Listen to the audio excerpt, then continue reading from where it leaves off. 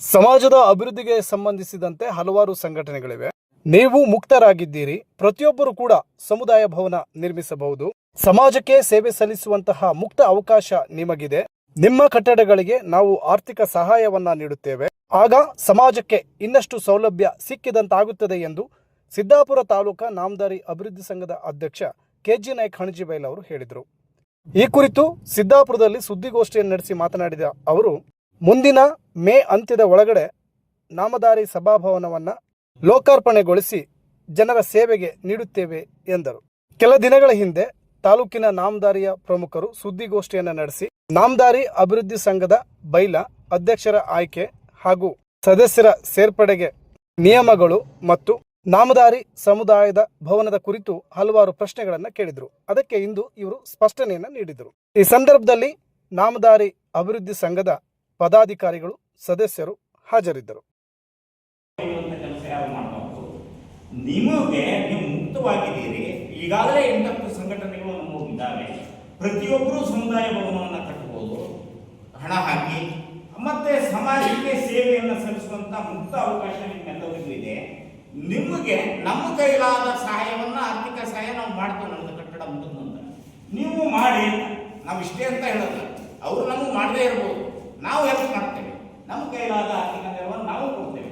ಅವರು ಒಂದು ಸಂಘಟನೆ ಮಾಡಲಿ, ಸಂಘ ಕಟ್ಟಲಿ. ಒಂದೊಂದು ದಿನಕ್ಕೆ ನಮ್ಮ ಸಮಾಜದವೇ 25-30 ಮದುವೆಗಳು ಇಡೀ ತಾಲೂಕಿನಾಗ ನಡೀತಾ ಇರ್ತಾರೆ. ಯಾರಾದ್ರೂ ಒಬ್ಬರಿಗೆ ಕೊಡ್ಬೋದು ಸಭಾಭವನ, ಉಳಿದರಿಗೆ ಕೊಡ್ಲಿಕ್ಕಾಗುತ್ತಾ? ಇಲ್ಲ. ಹಾಗಾಗಿ ಅವರು ಒಂದೊಂದು ಕಟ್ಟಿಬಿಟ್ರೆ ಸಮಾಜಕ್ಕೆ ಮತ್ತು ಹೆಚ್ಚಿನ ಸೌಲಭ್ಯಗಳು ಸಿಗ್ತವೆ.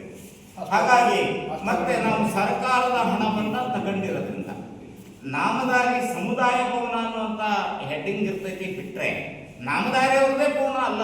ಯಾಕಂದ್ರೆ ಸರ್ಕಾರದ ಹಣ ತಗೊಂಡಾಗ ಜಿಲ್ಲಾಧಿಕಾರಿಗಳಿಗೆ ನಾವು ಮುಚ್ಚಳಿಕೆಯನ್ನು ಕೊಡ್ತೀವಿ. ಎಲ್ಲಾ ಸಮುದಾಯಗಳಿಗೂ ಖಾಲಿ ಇದ್ದಾಗ ಕೊಡ್ತೇವೆ. ಸಾರ್ವಜನಿಕರಿಗೆ ಮುಕ್ತ ಆಗುತ್ತೆ. ಕಡಿಮೆ ರೇಟಿನಲ್ಲಿ ಬಡವರಿಗೆ ಸಿಗಬೇಕು ಅನ್ನೋಂಥ ಬಯಕೆಯನ್ನ 5 ಲಕ್ಷ ರೂಪಾಯಿ ವಿನಾಯಿತಿ ಕೊಟ್ಟಂತ ಸಂದರ್ಭದಲ್ಲಿ ಹೇಳಿದ್ದಾರೆ. ಯಾವ ಸಮಾಜದ ಭೇದವನ್ನ ಮಾಡ್ತೇವೆ. ಕೇವಲ ಹಣಕ್ಕಾಗಿ ನೀವು ಮಾಡಬೇಡ್ರಿ ಸಭಾಭವನನ. ಸಮಾಜಕ್ಕೆ ಕಡಿಮೆ ದರದಲ್ಲಿ ಬಡವರಿಗೆ ಸಿಗ್ಲಿ ಹೇಳಿ. ನಮಗೆ ಮೇಂಟೆನೆನ್ಸಿನ ಹಣ ಬಂದ್ರೆ ಸಾಕಲ್ಲ. ನಮ್ಗೆ ಪ್ರತಿದಿನ ನಡೆಸಿ ಹೋಗುವ ಮೇಂಟೆನೆನ್ಸ್ ಹಣ ಬಂದ್ರೆ ಸಾಕು. ವಿನಾಯಕ ಹೆಗಡೆಯವರು ಇನ್ನೂ ಒಂದು ಮಾತು ಮುಂದುವರೆದು ಹೇಳಿದ್ದಾರೆ. ಅದಕ್ಕೆ ಕಟ್ಟಡ ಪೂರ್ಣಗೊಳ್ಳೋದ್ರೊಳಗೆ ಮತ್ತೊಂದು ಕಂತಿನ ಹಣವನ್ನು ನಾನು ಕೊಡ್ತೇನೆ ಹೇಳಿ ಹೋದಂಥವ್ರು ಎದುರಿಗೆ ಹೇಳಿದ್ದಾರೆ. ಹಾಗಾಗಿ ಆ ರೀತಿಯ ಕೊಡ್ತಕ್ಕಂಥವ್ರು ಪತ್ರಿಕೆಯ ಮುಖಾಂತರ ನಾವು ಮನವಿಯನ್ನು ಮಾಡಬೇಕಾಗುತ್ತೆ. ಎಲ್ಲರೂ ಸಹಕಾರವನ್ನು ಕೊಡಿ ಅಂತ ಕೊಡ್ತಾರೆ. ಹಣ ಕೊಡೋರು ಕೊಡ್ತಾರೆ, ಶ್ರಮ ಕೊಡೋರು ಶ್ರಮ ಕೊಡ್ತಾರೆ. ಎಲ್ಲರೂ ಸೇರಿ ಅದರ ಉದ್ಘಾಟನೆಯನ್ನ ವಿಜೃಂಭಣೆಯಿಂದ ಅದು ಬೇಕು ಅಂತ ಹೇಳಿ ನಮ್ಮ ಉಪಾಧ್ಯಕ್ಷರು ನಾಗರಾಜ್ ಅವರು ಹೇಳಿದ್ರು. ಮೇ ಆಗ್ಬೋದು ಅಂತ ನಾನು ಹೇಳಿದ್ದೇನೆ. ಒಟ್ಟಿನಲ್ಲಿ ಅದಕ್ಕೆ ನಮ್ಮ ಭಟ್ರನ್ನ ಕೇಳಿ ಹಣದ ಸಂಗ್ರಹದ ಮೂಲವನ್ನು ನೋಡಿ ಮುಂದಿನ ಸಲ ಮೇ ಒಳಗಡೆಗೆ ಅದು ಉದ್ಘಾಟನೆ ಆಗೋದು ಖಚಿತ. ಬರೀ ನಮ್ಮ ಸಮಾಜ ಎಲ್ಲ ಹಣ ಕೊಟ್ಟಂತ ಎಲ್ಲವನ್ನೂ ಕರೆದು ಇದಕ್ಕೆ ಯಾರ್ಯಾರು ಸಹಕಾರ ಕೊಟ್ಟಿದ್ದಾರೆ ಅವರೆಲ್ಲವರನ್ನು ಆ ಒಂದು ವೇದಿಕೆ ಗೌರವವನ್ನು ಕೊಡೋದ್ರ ಮುಖಾಂತರ ಈ ಸಮುದಾಯ ಭವನವನ್ನ ಲೋಕಾರ್ಪಣೆಯನ್ನು ನಾವು ಮಾಡ್ತೇವೆ ಅಂತ ಹೇಳಲಿಕ್ಕೆ ಬಯಸ್ತಾ ಇದ್ದೀನಿ. ಇದು ಪ್ರಥಮ ಅಲ್ಲ, ಎಲ್ಲರೂ ಕೊಟ್ಟಾಗಲೂ ಅಭಿನಂದನೆ ಹೇಳಿದೀವಿ, ಜಾಹೀರಾತು ಕೊಟ್ಟಿವಿ. ಜಾಹೀರಾತು ಸಹಿತ ಕೊಟ್ಟಿಲ್ಲ, ಬರೀ ಅಭಿನಂದನೆ ಹೇಳಿಲ್ಲ. ಯಾವುದೇ ಜಾಹೀರಾತು ಕೊಡ್ಬೇಕಾದ್ರೆ ನಾವು ಅಕೌಂಟ್ ಹಾಕ್ತಿದ್ದೀವಿ, ಸಂಸ್ಥೆ ಖರ್ಚು ಹಾಕ್ತೀವಿ. ಸಂಸ್ಥೆ ದುಡ್ಡಿಲ್ಲ. 12ನೇ ತಾರೀಕಿಗೆ ಹೇಳಿದ್ವಿ 50 ಲಕ್ಷ ಮಾಡಿದ್ವಿ. ಕಡೆಗೆ ಏನಾದರೂ ಎಲ್ಲ ಸೇರಿ ಒಂದ್ಸತಿ ಭೇಟಿ ಆಗೋಣ, ಹೋಗ ಹಿಂದಿನ ದಿವಸ ಬರ್ತೀವಿ ಹೀಗೆ ಅಂತೇಳಿ ಮತ್ತೊಂದು ಸರ್ತಿ ಡಿಸ್ಕಷನ್ ಆಯಿತು. ನಮಗೆ 1.5 ಕೋಟಿದಷ್ಟು ನೀಡ್ಸ್ ಇದೆ. ಅದಿಷ್ಟಾದರೆ ಒಂದು ಸಾರಿ ಬಿಲ್ಡಿಂಗ್ ಕಂಪ್ಲೀಟ್ ಆಗ್ತದೆ. ನಿಮ್ಮಿಂದ ಸ್ವಲ್ಪ ಅದಕ್ಕೆ ಸಹಕಾರ ಬೇಕು. ಮತ್ತು ನೀವು ಈ ಸರ್ತಿ ಮಾಡಲಿಲ್ಲ ಅಂದರೆ ಕೆಲಸ ಮುಗಿಯೋದಿಲ್ಲ ನಮ್ಮ ಹತ್ರ ಅಂತ ವಿಚಾರ ಪ್ರಸ್ತಾಪ ಮಾಡಿದ್ವಿ. ಬೆಳಿಗ್ಗೆ ಎಲ್ಲರೂ ಹೋದರು. ಒಂದೇ ರೀತಿ ಮನಸ್ಸಿನಿಂದ ಹೇಳಿದ ನಂತರ 13ನೇ ತಾರೀಕಿಗೆ ನಾವು ಭೇಟಿಯಾಗಿದ್ದು. ಮತ್ತೆ 13 ಸಂಜೆ ನನ್ನ ಹತ್ರ ಡಿಸ್ಕಷನ್ ಮಾಡಿದ್ರು.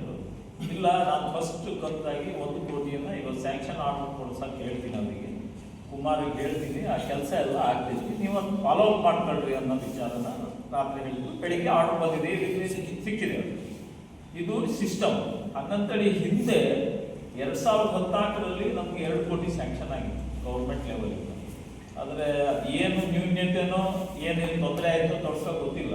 2022 ಒಳಗೆ 72ಕ್ಕೆ ಮತ್ತೆ ಪುನಃ ರೆಕಮೆಂಡೇಶನ್ ಆಗಿ ನಮ್ಗೆ ದುಡ್ಡು ಸ್ಯಾಂಕ್ಷನ್ ಆಗಿದೆ. ಅದೇ ಆದೇಶ 2014 ಆದೇಶ ಕಂಟಿನ್ಯೂಟಿ ಆಗಿ ಫಾರ್ಮೇಶನ್ ಬಂದಿದ್ದು 2022. ಸುಮಾರು 8 ವರ್ಷ ಅದನ್ನ ಯಾರೋ ತಡೆ ಹಿಡಿದ್ರು ಅಥವಾ ನಮ್ಮ ನಜರಿಗೆ ಬರದೇ ಇದ್ದಂಗೆ ಆಯ್ತು, ಅಥವಾ ಹೆಂಗಿದ್ರು ಇವ್ರು ಶೋಷಿತ ಸಮಾಜದಾಗಿದ್ದಾರೆ ನಡೆದು ಹೋಗ್ತೈತಿ ಅನ್ನೋ ಕಲ್ಪನೆಯಲ್ಲಿ ಬಿಟ್ರು, ಏನೋ ಗೊತ್ತಿಲ್ಲ.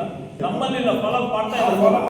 ಹಾಗಾಗಿ ಈ ಎಲ್ಲ ವಿಷಯಗಳನ್ನು ನಾನು ಸಾಕಷ್ಟು ವಿಷಯ ನನ್ನ ನೆನಪಿರೋ ಅನ್ನೋದನ್ನ ಬಹುತೇಕ ಎಲ್ಲವನ್ನು ಹೇಳಿದ್ದೇನೆ.